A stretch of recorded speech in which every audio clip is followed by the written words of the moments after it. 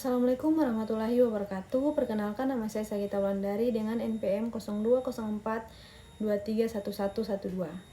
Pada kesempatan kali ini saya akan membahas bagaimana cara mengelola uang warisan sebesar 1 miliar rupiah.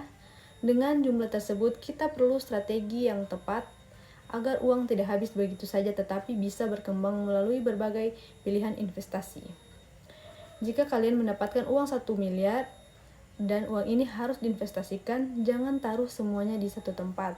Itu terlalu beresiko. Kalau hanya fokus ke investasi finansial saja, sebenarnya kurang lengkap, apalagi dengan dana sebesar 1 miliar.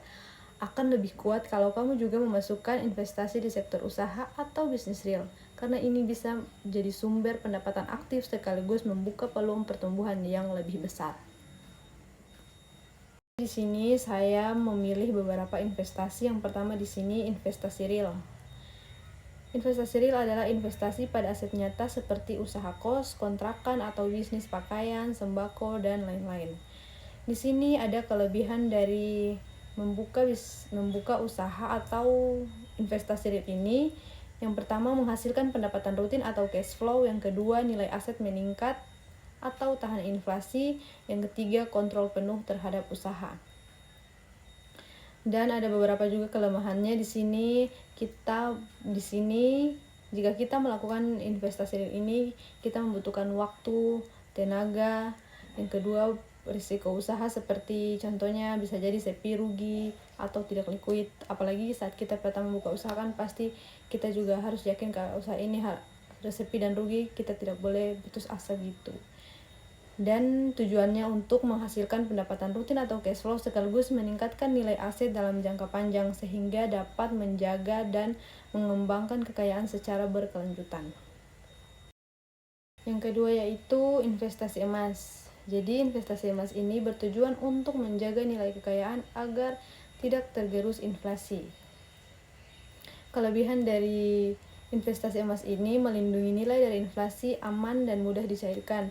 Jadi apabila kita membutuhkan uang atau tiba-tiba ada kebutuhan mendesak atau apapun, kita bisa ke pegadaian atau menjualnya.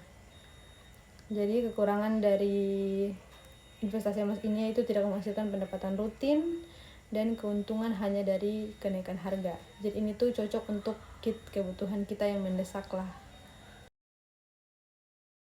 Dan yang ketiga di sini yaitu investasi saham.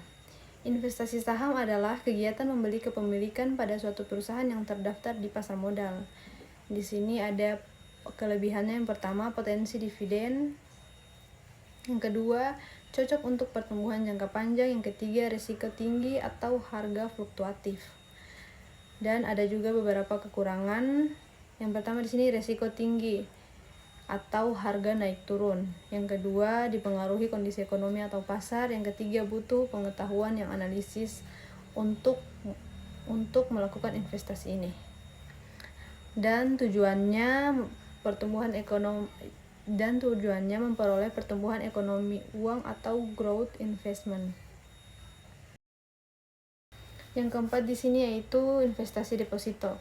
Jadi deposito adalah produk simpanan di bank dengan jangka waktu tertentu dan tingkat bunga tetap. Di sini ada beberapa kelebihan. Yang pertama yaitu bunganya tetap. Yang kedua, cocok untuk dana cadangan.